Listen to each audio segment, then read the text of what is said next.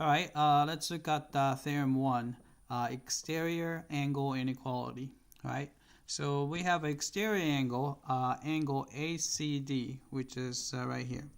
So this angle is going to be smaller, strictly larger than opposite interior angle, or this guy or that guy. All right.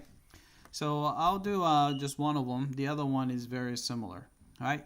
So let's assume that, let's see, so BCD, so the betweenness condition is given. And of course, ABC are non-collinear, otherwise we can't draw a triangle. All right, so 2.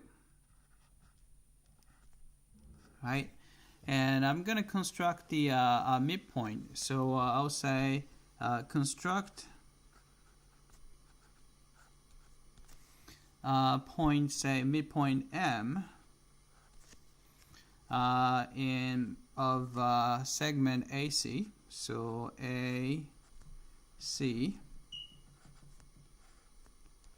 right, such that, so we want this is a midpoint, so we're going to have AM is equal to CM. Right, so just to construct a point here, so I'm going to construct the point M there, right, so that length here is exactly the same as the length there, right? So I'll just say this is a segment construction theorem, so I'm just going to say construction theorem.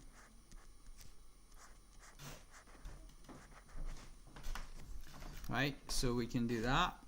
Then we're going to extend this BM this way. So I'm going to extend this guy that way. And I'm going to construct another point. Let's call it, say, E. Right, so this is just another construction. We're going to construct E,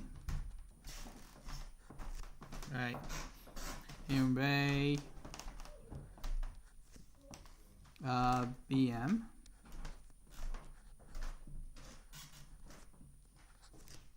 such that, right, between this condition is B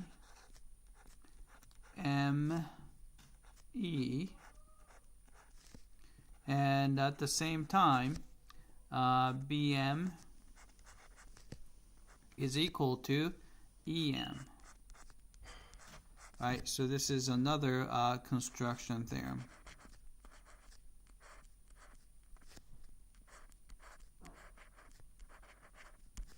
Alright, so we got that.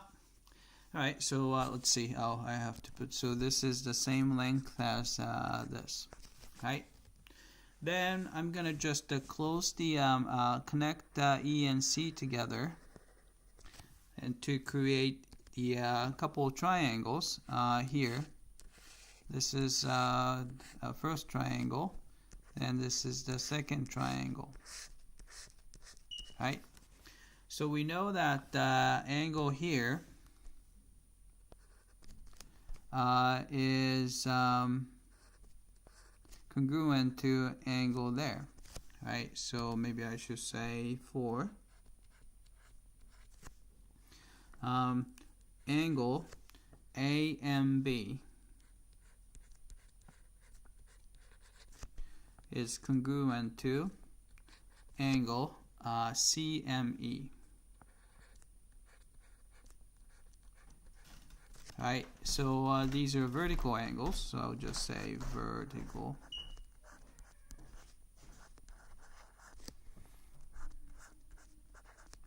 Angles.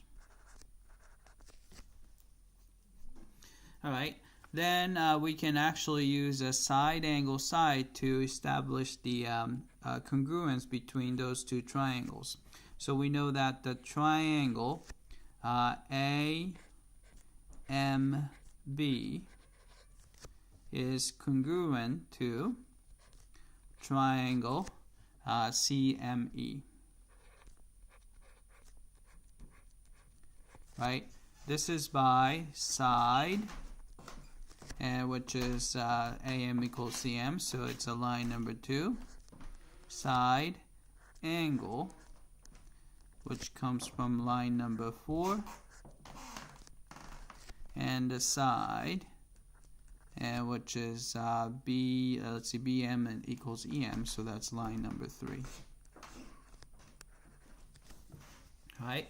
So once you have that, and we have angle here, so this angle A, and angle C right here, have the same measure. So actually, maybe I should say ACE, right?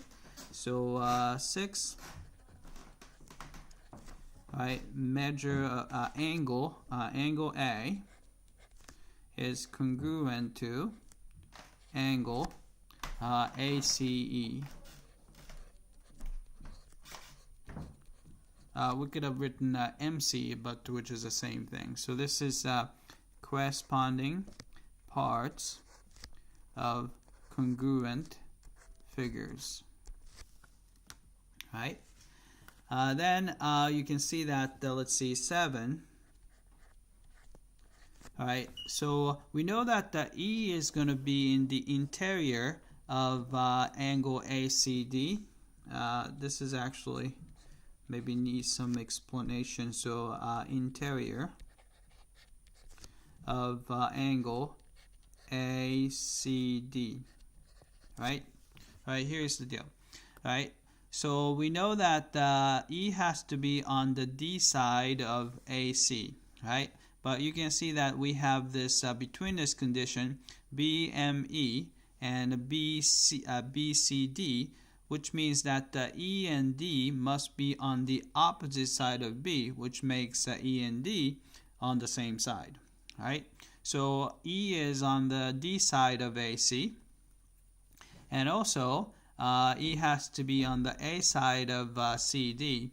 But we know that since CMA makes M on the same side as A, and BME puts E on the same side as M, which is the same side as A. So E is on the A side of CD, so which is in the interior.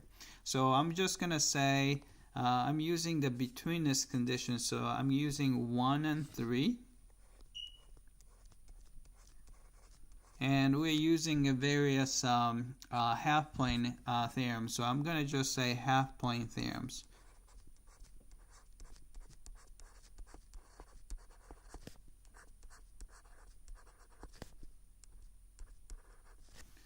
Alright, so once you know that E is in the interior of the angle, we know that E is going to kind of split the angle into 2 parts. So write that, 8.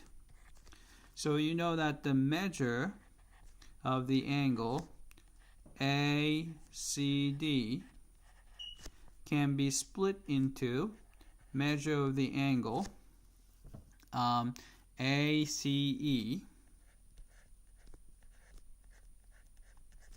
plus measure of the angle ECD. Right? So this is by A2, I believe. Right? Maybe I should look that up. Right? A2. Right? So if D is in the interior of the angle ABC, then we have that, equality there. Right? So we have that. Alright, so it's from A2. But since measure of the angle ECD is greater than, so this guy is greater, it's a positive. So we know that here. I'm going to do 9 here. Hopefully I have enough room. Measure of the angle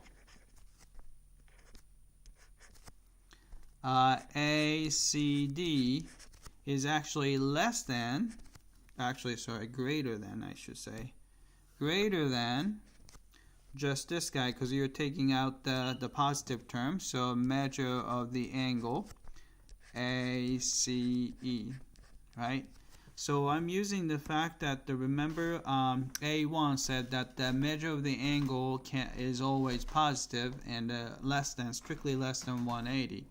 So that we have that. So I'm using A1. Then by combining 8 and 9, we have actually combining let's see, 6 and 9. Right, since the angle ACE is congruent to angle A, so therefore we know that the measure of the angle ACD is strictly larger than measure of the angle A. So this is just a combination of line number 6 and line number 9, right? Which is the conclusion we wanted to make, right? So this is the proof of number 1. And number 2 is very, very similar. You can see that you can, so I'll just show you, you can extend the AC to this way and construct let's point F or something like that, right? Since angle BCF is the exterior angle, right, we can do exactly the same argument to show that the angle B is smaller than angle BCF. But the angle BCF is a vertical angle with the angle ACD, so they have the same measure. Therefore, angle B is smaller than angle ACD. Right? So we can make the same argument, just a little bit of one construction will get you prove the part 2. All right, that's it. I hope that this was clear.